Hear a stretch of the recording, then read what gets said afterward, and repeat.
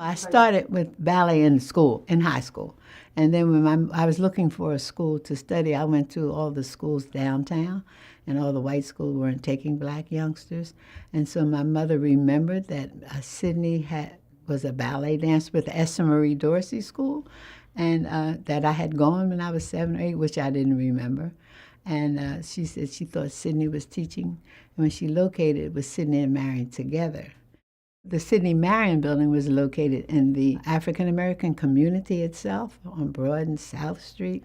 And I think my first year there, they stayed together, and then they separated. And Sydney stayed there, and Sujet moved into Center City, where I'm sure they told you she passed to rent this facility, and they got kicked out because they found out she was black.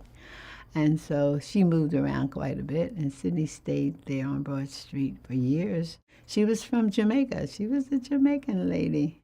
Marion Sujet, who was my teacher, who created Judomar School of Dance.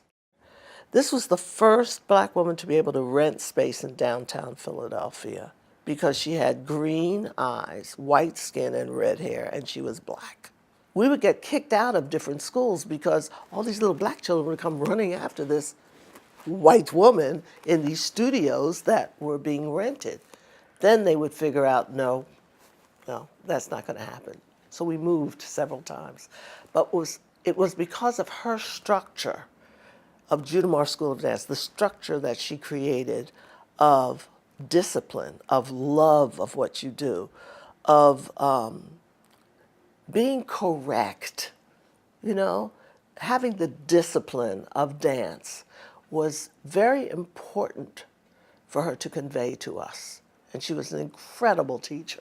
Marion Sujet was my first teacher at Judomar School.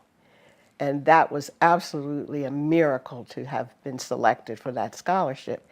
But she insisted on the language and that you had to pronounce the French terms. We didn't make up other words for the terminology. And my first ballet book, I still have it. I have my very first ballet book. It's all ripped up. The back is broken. But it was a book written by Lincoln Kirstein and Muriel Stewart called Classical Ballet. It's a rectangular book. And it has wonderful drawings and how to pronounce the French terms. I never took a ballet class at Judomar School with English. The split was, I don't know if it was about color or if it was about the two ladies disagreeing, but they did definitely split.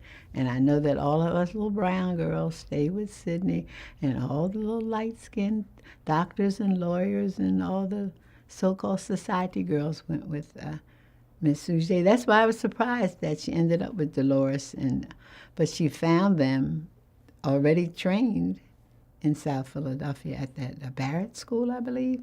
Juanita, Dolores, and Alice, the three girls that were her stars, came out of that school. Billy Wilson, Betsy Ann Dickerson, Barbara Harper, all of us kind of stayed with Sydney. But those girls were a little bit lighter than me, so they stayed there with Sydney, and all of them did well. Now, I think when they separated, then Marion, pursued ballet more so than Sydney, because I think Sydney felt she had it. Marion Sujet was a disciplinarian. She was an amazing teacher. She was so amazing that I didn't realize by the time I started teaching when I was 14, because she had a system where you would teach the younger ones, that I was so strict, almost no one could learn because I expected you to be as serious as I was about what I was doing.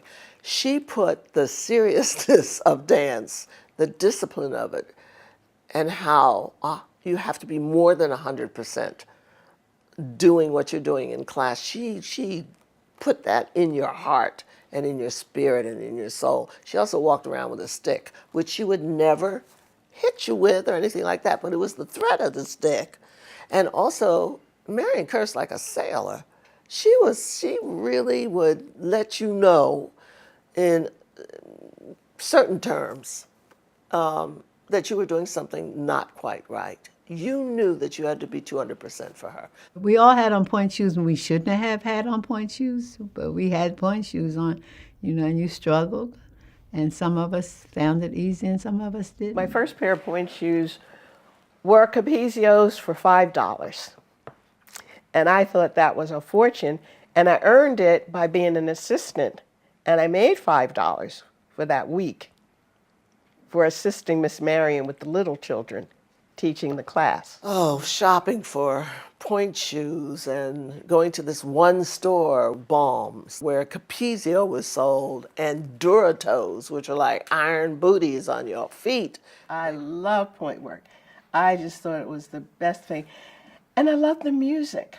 I love being in with the classical music. It was just, it was thrilling to me. And at that point in Judamar's history, we always had live music.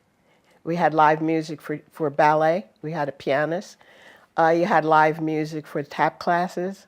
We had Dunham. You had a whole bunch of drummers for the Dunham. So my experience before I came to New York was always live music.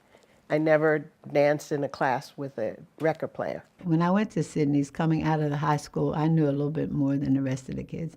So I had the opportunity to be instrumental in encouraging and coaching a lot of the others.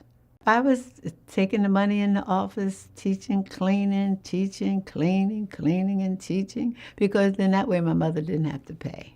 When we became junior teachers and assistants, Miss Marion insisted that you pronounce the terms correctly. And Miss Brown was one of my teachers. I'm talking about the great Dolores Brown. She was one of my first teachers. Dolores Brown is teaching another disciplinarian. She learned it from Marion Sujet. Dolores was, Dolores looked to me, she carried herself the way a ballerina carries herself.